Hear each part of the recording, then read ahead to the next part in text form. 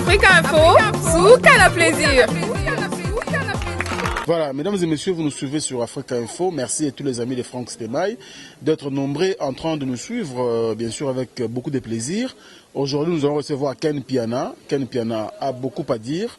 Et puis, voilà, concernant bien sûr l'actualité, aujourd'hui, nous sommes en train de plairer Cellulaire, notre artiste musicien qui nous a quittés brusquement. Nous sommes très émotionnés. Mais bon, aujourd'hui, c'est Ken Piana qui nous parle. Avec lui, je sais que tout va bien. Ken Piana, bonjour.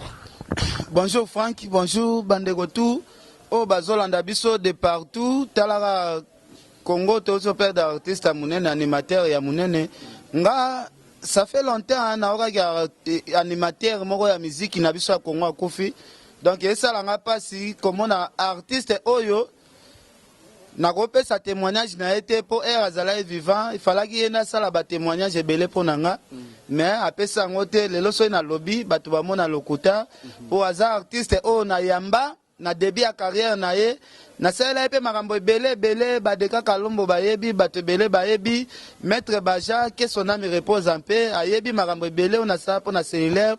Tutu Kaluji ayebi première fois Jibem Piana atinda ngai na ile cellulaire na chambre ya Grand Hotel ayokaye Tutu Kaluji ayebi sa Jibem Piana tuka animateur au pena a super quoi. Animateur a super, c'est très bien que son âme repose en paix. Cellulaire Yankobo. Abinisi biso na mboka oyo asali musa na ye mais bon. Volonté Nzambe eza batute, biso to rôle la Nzambe a décidé autrement eza toujours normal. Mais plutôt pas les bande bato mituna lelo na Franck Stemay, qu'est-ce qui se passe entre Ken Piana Blanchard Moussaka? Qu'est-ce qui se passe? Tout le monde na Facebook Blanchard Moussaka ça la émission awa. Toujours qu'au démarrer Ken Piana. Ken Piana yo moko na biso awa yebisa biso yona Blanchard Moussaka bozo welane. Merci beaucoup. Batu na sori towe la nini et l'axi que towe le locomote. Blanchard Moussaka za grand frère tokoli na ye quartier kitambo de sangsa biso bon towe le locomote. Mais au moni batu mususu baza batu a remercier eza batu neti ba Roger Ngandu.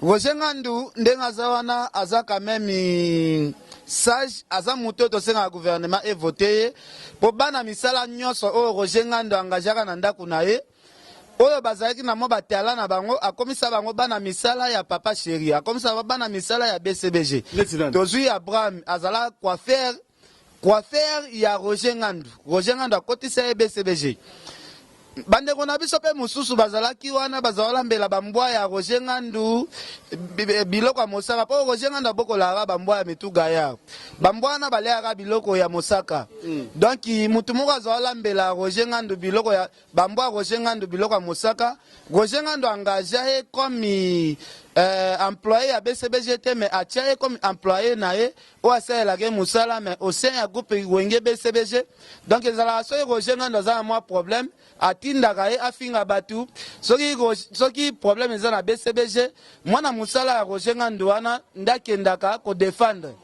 donc c'est bien en tout cas merci na Roger Ngandu donc mwana musala na ye o engagé depuis 1998 musaka wana o alambelaka bambwa na ye biloko donc ye wana fingela ke batu soki azofinga nga ngana ko na jamais na mwana musala ya Roger Ngandu peut-être na ngana swana na mwana musala ya papa chéri Jibem Piana donc mwana musala ya Roger Ngandu ngana ko na été maman bon ma frère t'es Ken Piana qui a on rambela bambwa donc tout ça un peu clair na ma émission lelo Ken Piana makambo zo loba oyo tam sous pe lobby musu Ken Piana guerre na Mignon Abraham parce que blozo ko loba oyo apparemment nous bon na sakanda Ken Piana Mignon Abraham a grand chanteur Mignon Abraham a grand chanteur moni lelo parcours ya moto mutabi masima moto à travers au kata Roger Ngandu suki yango ebimisa lelo Mignon Abraham bande ko musupe à travers kolambela bambwa ya Roger Ngandu biloko ya Mosaka yango bimisa bango pe moni lelo mutu na mutu musala sala kande ba sirnomaka e komwa musala ya salaka donc ozolambela bambwa ya Roger Ngandu ya mitu minene ana biloko ya mosaka donc bakopeso pe ka kombo wana po yo lambela bango biloko ya mosaka donc Roger Ngandu engagea bana misala o bazala mbela bambwa na e biloko ya mosaka engagea bango baza batu ya BCBGT me baza bana misala na e donc itile lo ba travailler pour na Roger Ngandu soki esengi défense moko boye msu ya ofinga mutu Roger Ngandu ko sala ngote ako utiliser batu o bazala ki bana misala na e o baza mayele penate bango nde ba défendre parce que mwana musala azala pena mayele te mwana musala za mutu ko utiliser kende finga kofi kende finga wera kende finga ken piana kende finga dusha tipo kende finga joka kabengele donc mwana musala nde fasala biloko wana donc dimne yo de badimna drisha nde badimna joka kabengele batu wana yo besoin ngaba dimno na mboko yo ken piana ba dimne ngande ni ngako swana na mwana musala Roger Ngandu te Roger Ngandu c'est un garçon que moi je respecte beaucoup parce qu'il a fait beaucoup de choses à Wenge BCBG 4x4 jusqu'aujourd'hui il est en train de continuer de faire beaucoup des histoires au sein du groupe Wenge musique à BCBG il y a papa chéri donc patron Roger Ngandu o engagea bato bazala mbela bambwa na eba mosaka donc ngana ko swana na bana misala na te mais patron wana to solaka na très bien donc très bien Roger Ngandu za patron oyo aza mwana musala ya jibe mpiana mais ye paza na bana misala na e finalement tunto yeba sikoyo parce que bato botala biso baza bangi ba vraie version ken piana na ndé émission moi pas d'identité na permettre bande batala biso émission justement extrait parce que comme on a besoin de citer mais na kolomamba tangi po na ngate bande batala ngo et puis tant aux zongo to commenter sikoyo au travers bien sûr ba image wana ya ndé biso d'identité à tout à l'heure bana chroniqueur na bino moko boye Makizembe, comme le Makizembe, il va comme Mukulu. Poye bana, Ken piano, et il va comme piano, poye bana, comme le Ken Makizembe. Aïe, ça sera une mission, une mission de Yuma.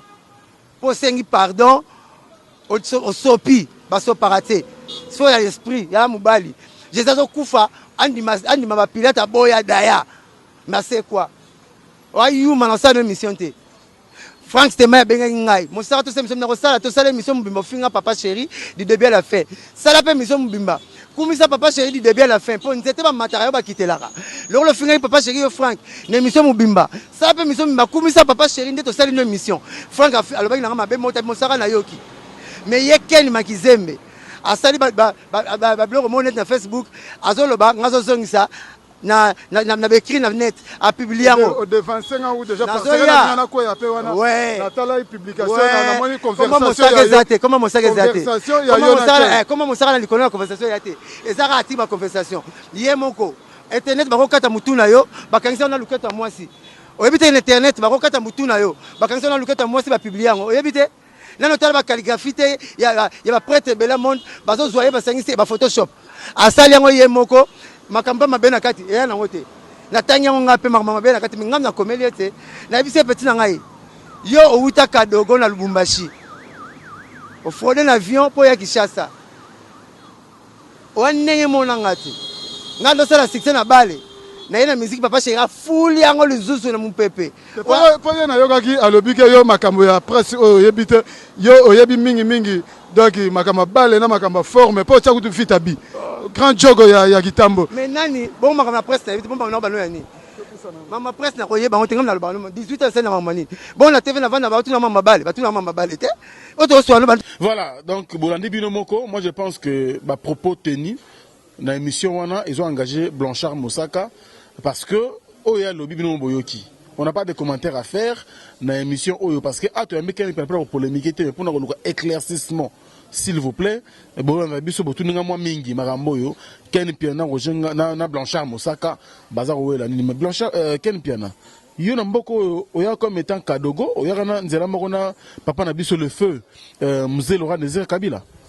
Merci Franck Stemaya moni lelo to respecter ba konzi armée to respecter ba soda na biso mboka lelo soko komi ozwa kombo ya basoda komi ozwa ngo na cadre moko ya komilze basoda eza bien te parce que nandimi te ke ndeko wana oyo alobi biloko oyo atikala kobeta jamais mate po ya muta matolo aza muta bongati aza muto ya bamatolo nandimi te ke ya tikala jamais kobeta soda moko matolo en plus so totali nombre ya baprésident baleka na mboka oyo toza na 4e président na 4e président so tolongoli président moko Kasavu Bunda azala civil baprésident nyonso oyo baleka na armée baza basoda totika kozwa kombo ya basoda totiango neti basoda baa bato moko ya pamba soda afazer te basoda balisanse baza nandimi te ke bagénéral nyonso oyo bazalaka na armée na biso général ya illettré azalaka yango monaka bagénéral ebele babimaka baprésident de la république na bapays ebele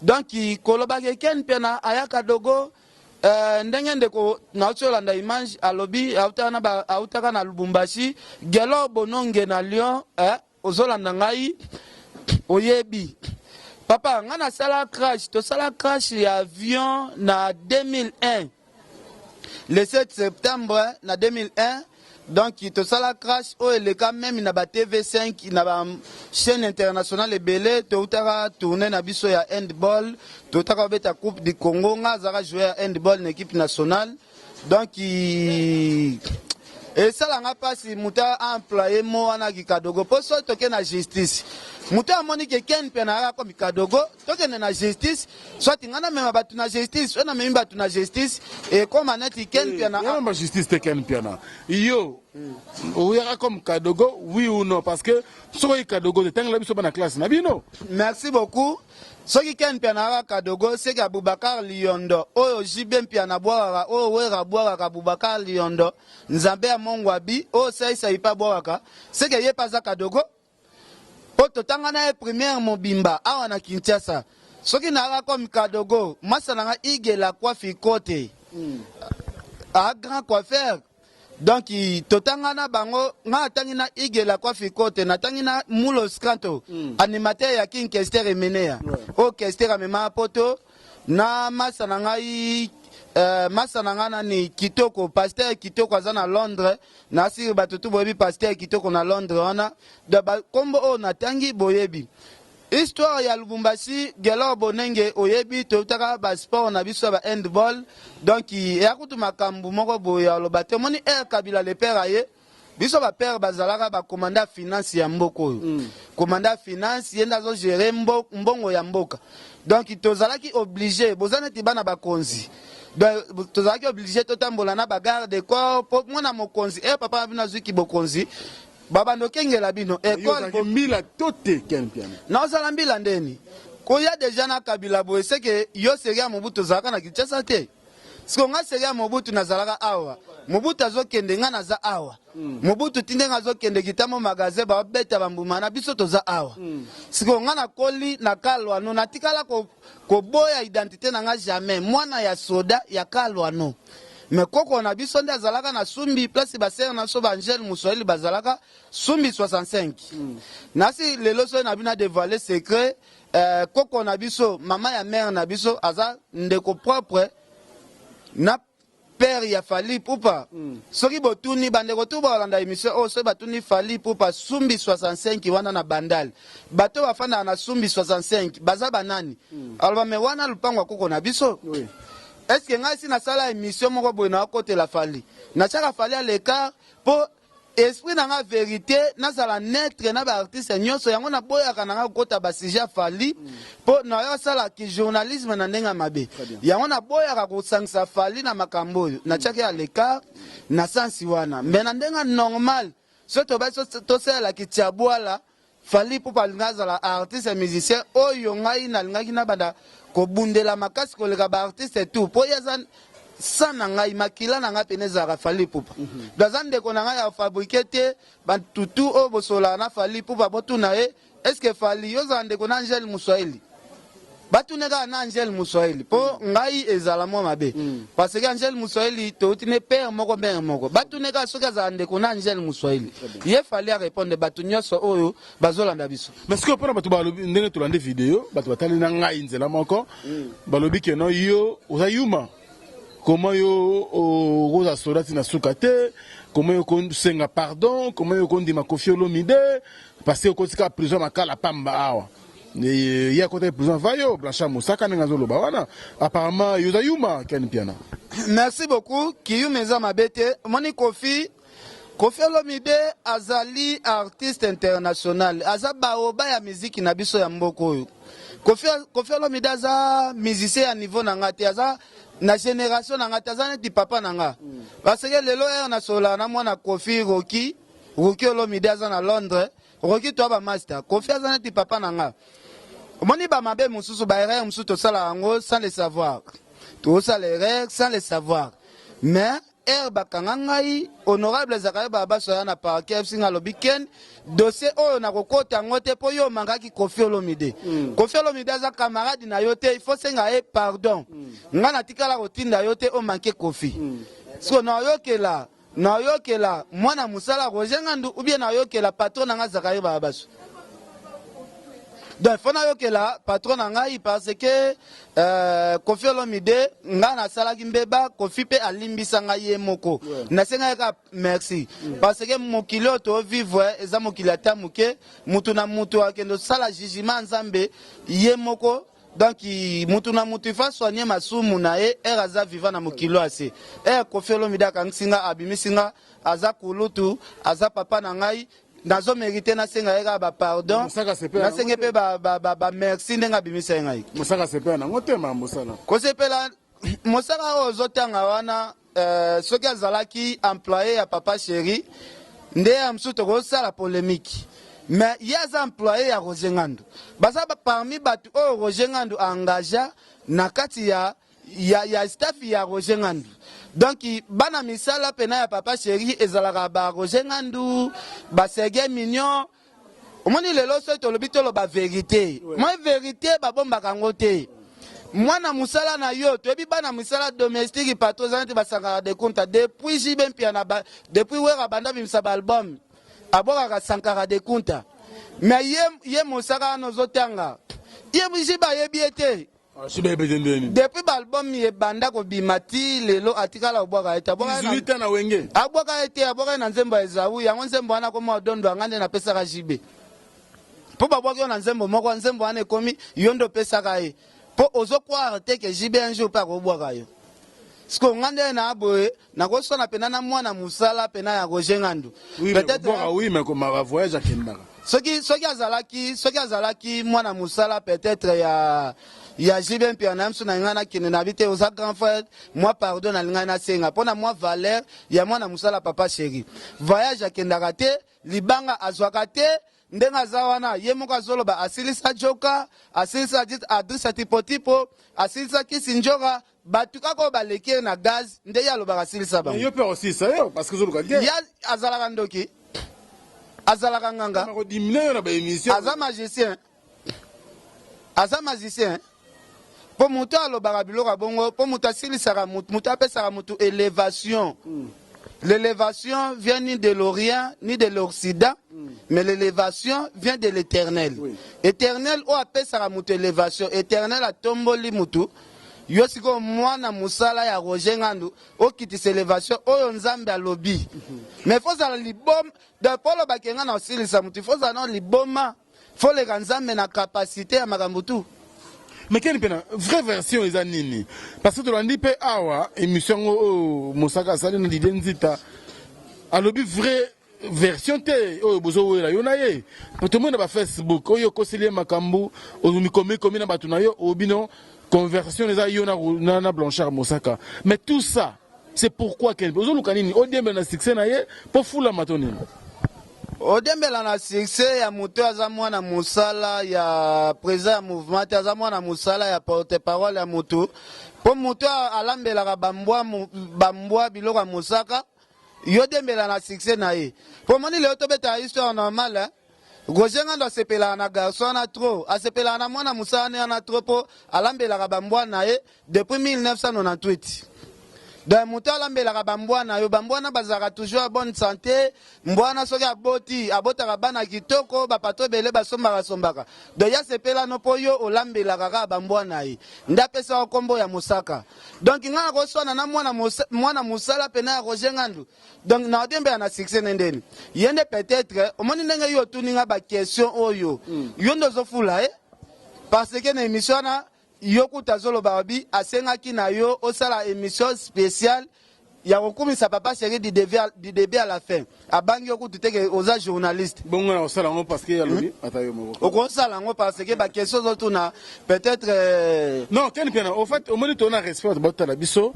bato wana nde balingaka cause éclaircissement mon émission sera aux émissions polémiques mais des émissions autour de éclairage par rapport à problème au yobozanango parce que bandi les lotés et bandi moi kala na tuna yo déjà boy sans caméra tu yebisangai non ils ont un problème té et collègue nango mais tout le monde a ce qu'on dirait et comme problème il y a grave parce que tout le monde bazo benga biso que non ken piana kuna na mosaka bazo wela nini yo pe version solo zo yebisa biso bo wele nini ken piana zala clair na biso. Merci beaucoup ko wela ngana to ko wele loté. So Kofi akangisa nga na prison. Kofi nga naza leki ya Kofi naza neti mwana Kofi na bimi na ngai na ndimi na Kofi Olomide ye mo akangisa nga ye mo abimisi nga. Kofi baza mutema malamu te. So ye batie Bible awa balobi batutu Kofi akangisa bango. Basote Bible ke Kofi na abimisa bango te. Ezala scandale. Batutu baboyo sote Bible. Kofi akangisa biso nyonso abimisa pe biso nyonso. Na mosaka apa Sankara de Kunta apa Sankara de Kunta mutu nyonso oki ko Kofi akangisa ye Kofi ye moko nda bimisa po Kofi azala na kanda rapide maweye la repe rapide kasi yo mo dévoiler ya lo bangi no fallait pas lo bango na TV fallait bomba na mutema na yo ki mutema mabeti yo so oebi entreprise neti BCBG wana mutafinga mutazate mais yo batia yo neti libanga ekenda ka ko buka ba manga hotela c'est que yo exploiter comment Roger Ngandu ko sa biloko omoni Roger Ngandu na niveau Roger Ngandu ya ko sa biloko na te fatinda mwana na ye kaka oye akota BCBG mwana musala na ye wana donc soki Roger Ngandu ana problème ya ko attaquer mutifaso mwana musala na ye o alambela ka bambwa na ye biloko mosaka depuis 1998 atindaka ene na TV adefandaka ye moni biloko so papa chega tunda Roger Ngandu mais yo mutu bozo attaquer yo zo attaquer te habite papa chéri nga ko attaquer te natinda mwana na ngai o alambela ka bambwa na nga biloko mosaka wana donc mwana musala nde fasala makambo wana parce que France tema yo moni elo na regretter faut bon cette émission yo ko tuna nga biloko te ke mwana musala ya Roger Ngandu yo depuis to fande émission otuna nga makambo ya mwana musala ya Roger Ngandu oui parce que Roger Ngandu abimisi bana misala mibale Mignon Abraham azali quoi faire na ye na maso alambela ka bambwa na ye biloko ya mosaka depuis 1998 après ça ko to komwa mosaka po sala nango na BCBG est-ce que jiba considérer mutabongo soki jiba zali na considération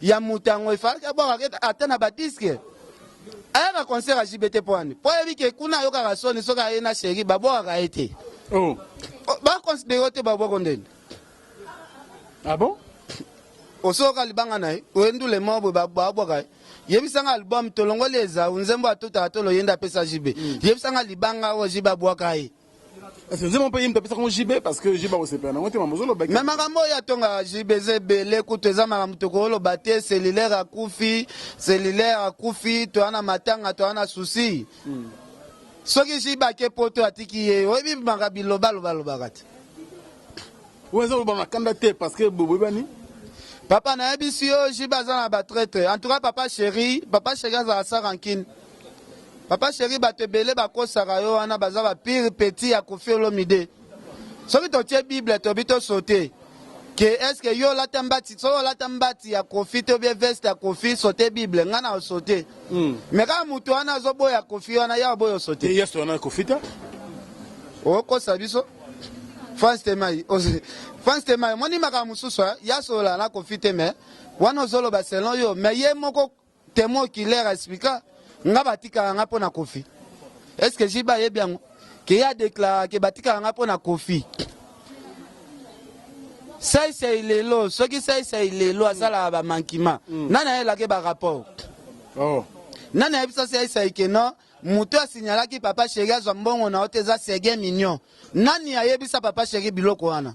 To c'est la matanga cellulaire leka, to dévoiler ba secret mususu.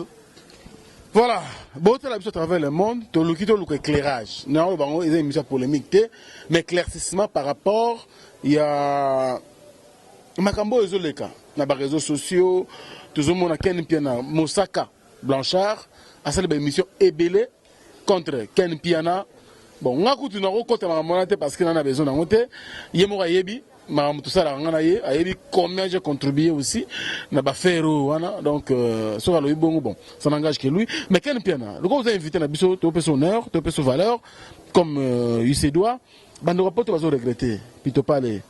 Yo nous a boyé au déclarant à la télévision, au roi Mbele Bele, au Iba Komba Jibem Piana, comme on a eu Makizembe, mais comme ça on piana parce que on a gaz, tant que journaliste au fou la main.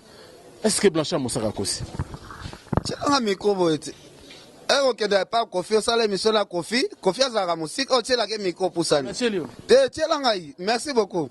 Moni batu mususu. Ok, azala ne jaloux na ngai. Donc na sepeli a trop na commission Nzambe en tout cas Nzamba zo lokumu pour na tikala me la masanga na concert ya BCBGT. Na tikala me la verre ya whisky te na concert ya BCBG. Ok, nazala na mutu alinga empoisonné ngai. Ok, la nga jalousie. Chance Nzamba envoie na munoko na ye moko siko abimisi. Est-ce que mpiana na Congo ezaka ken mpiana? Mpiana na Congo mobimba ezaka komboka ya jibe mpiana ye moko esili. Ngana ko la kombo te. Na ko la kombo te ezaneti Isaac. Nana ndeba wela kombo ndeba wela ka mwana peut-être. Ngana ko wela na kombo te.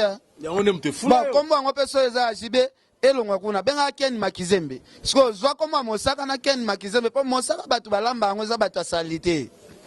Yo somona mama moko ministre, moi sa ministre lamba Mosaka. Bazwaka ba mama ya village nde ba lamba ba Mosaka wana. Kombo salite boyo mi pesa. Mosaka neza biloko mo boy o mundela ko liango jamais. Moni biloko balambi na Mosaka, président Jimpe na depa botamati le lotika walia biloko balambi na Mosaka te, amona ngo salite ba mama balamba ngo ba mama salite. Ozu biloko neti Mosaka wana président wera ko liango jamais te akufa. Biloko balambi na Mosaka wana ozu Kofi Olomide liango teti akokufa. Yango moni ba komwane zaka na ba yombo atozo sale pa mutu asa ataza artiste musicien akotikala ko reconnaître yo jamais.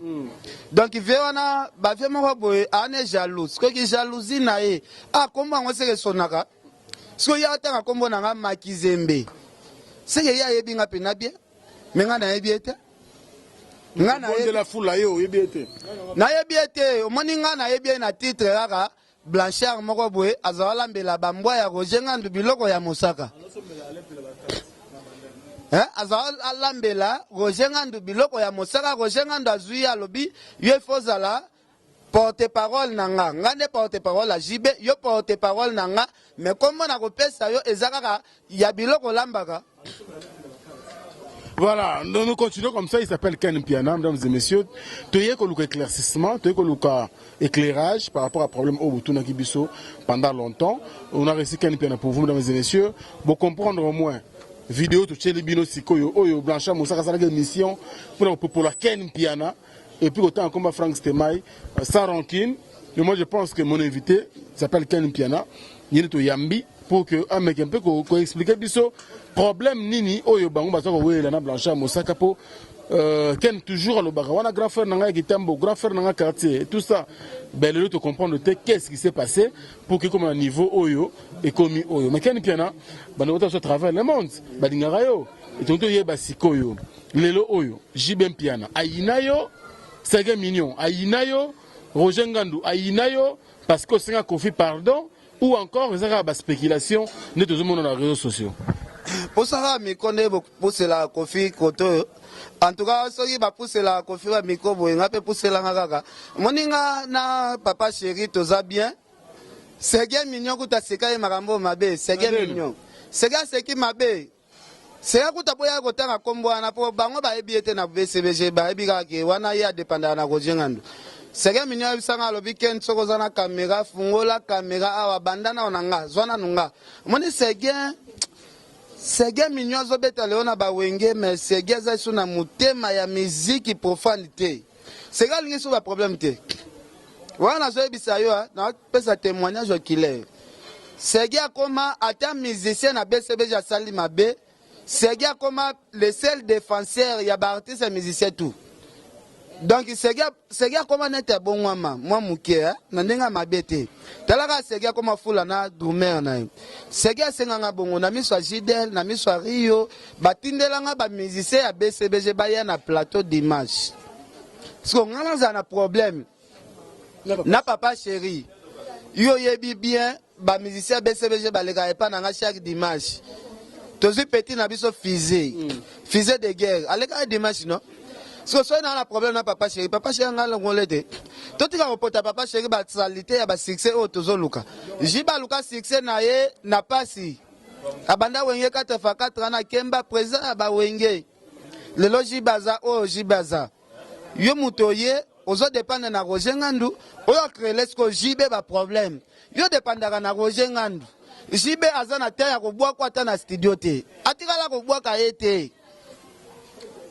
Basala la discussion la mutu mususu ya mususu sakara de kunta, wera bora kabora sakara de kunta, tozuneti batade de montikile, tade de montikile nenga zawana, aote pa mama chala mwana ya tika na maison mère teke grand chanteur, amona voix boye moya bete pa na ngama mu national ezate, aya pesie, wera son, pabi voix eleki makasi.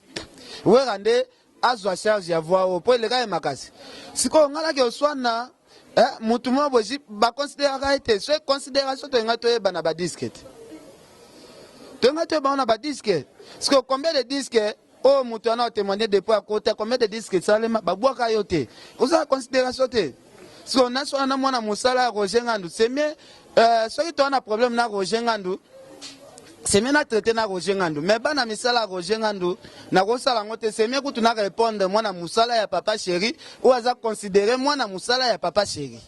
Voilà, Ken Piana, voilà, on a pris suffisamment du temps, on doit quand même chuter. Dans cette émission, mesdames et messieurs, merci à vous de nous suivre. Là, je pense bien sûr à Mercico, la première dame de Lausanne. Moté m'a fait un gobelisha, grand prêtre à Saranate.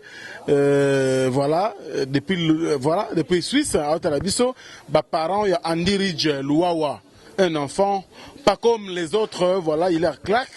Vous allez concentrer. Merci beaucoup, Nabatutu, on va Otalabiso avec beaucoup de plaisir. Je pense à Fanny Bongende, merci pour le soutien. Merci beaucoup également à mon vieux Djongonda Imen, la taille avantageuse, sans oublier Keno Mukena.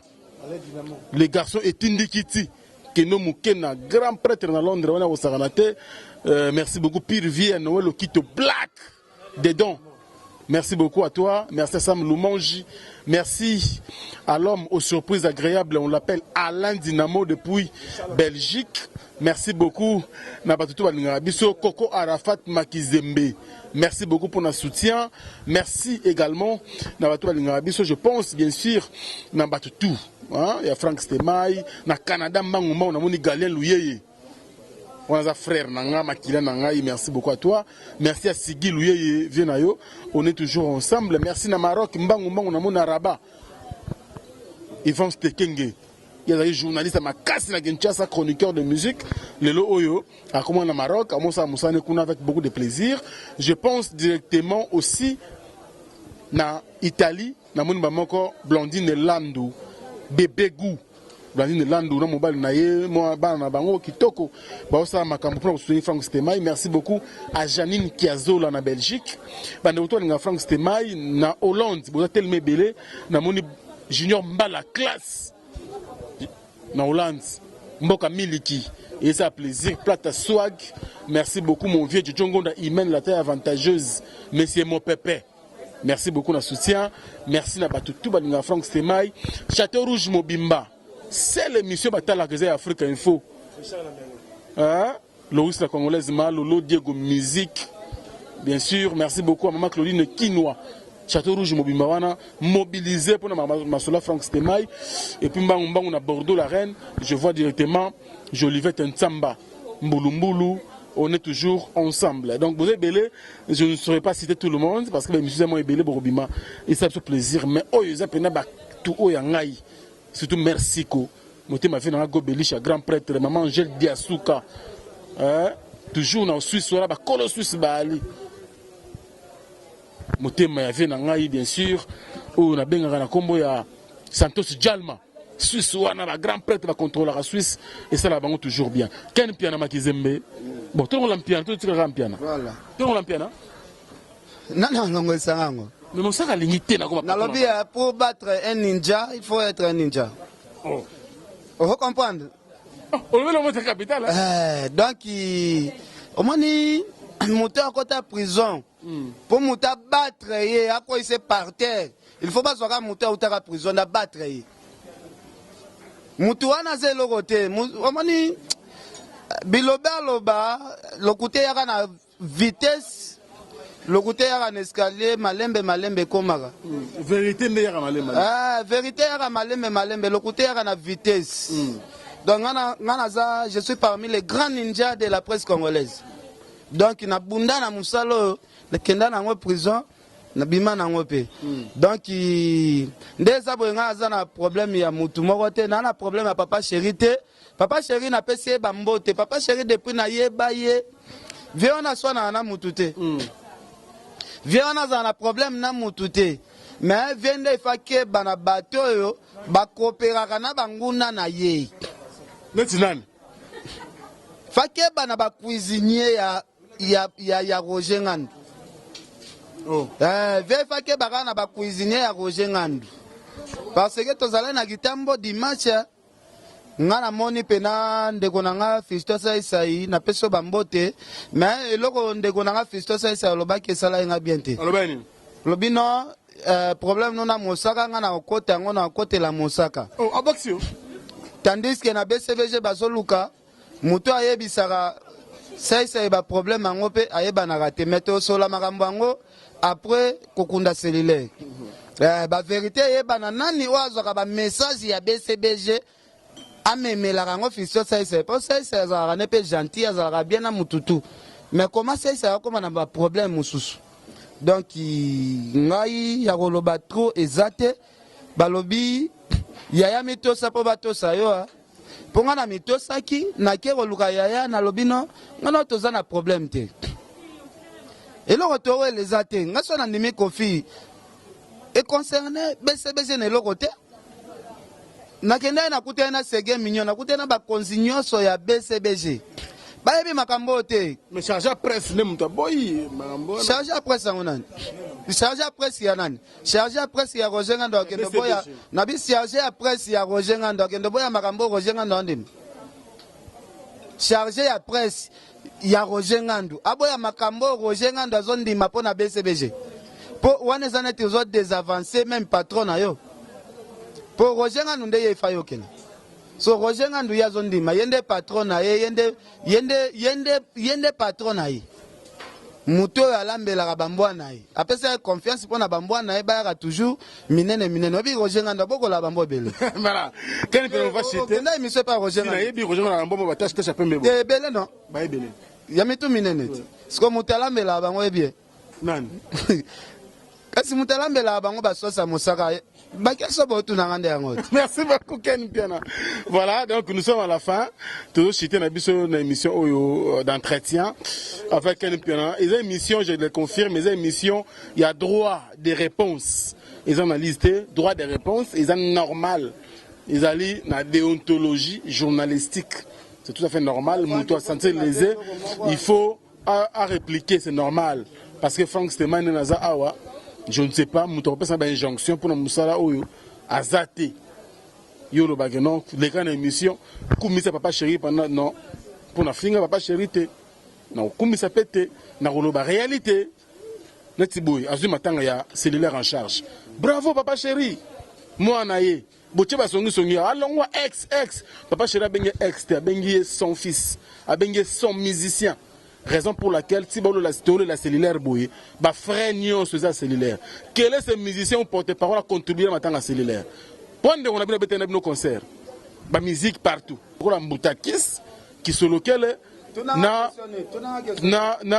Sergei Mignon Maniata, yaki mbangu, que cellulaire à Kouei.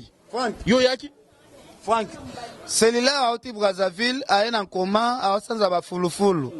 Na kati ya biti ngobila wana. Na senga ndeko na biso Tati Mboko. Mwana ya mama Julie Mboko wa fungola kermesse. Na se na bi il faut benga ba musicien na bangwa mouvement habité alongwa na habité.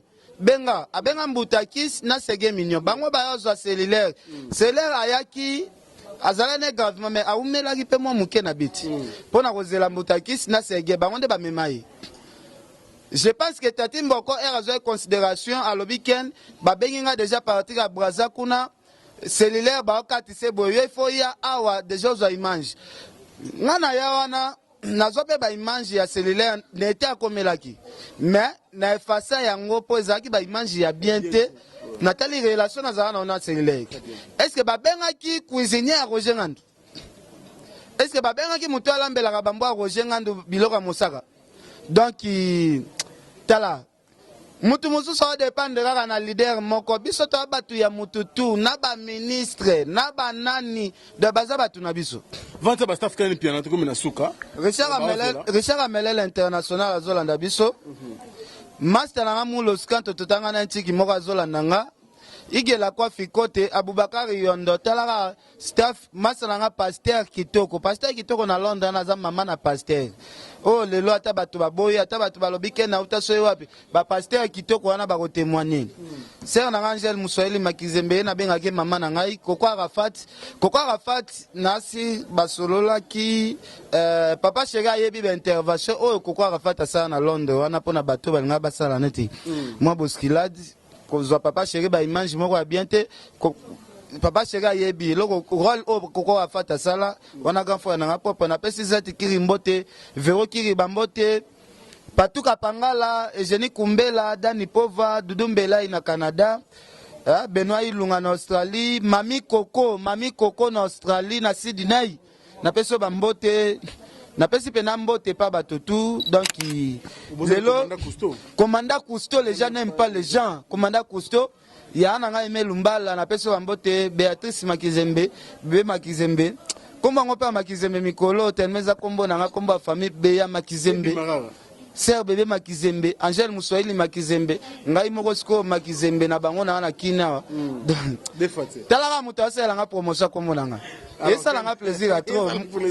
Moi na musala Roger Ngandu ça l'a publicité à kombo nanga et ça l'a plaisir. Merci pour l'invitation là. Merci Frank Stemai en tout cas Africa Info nde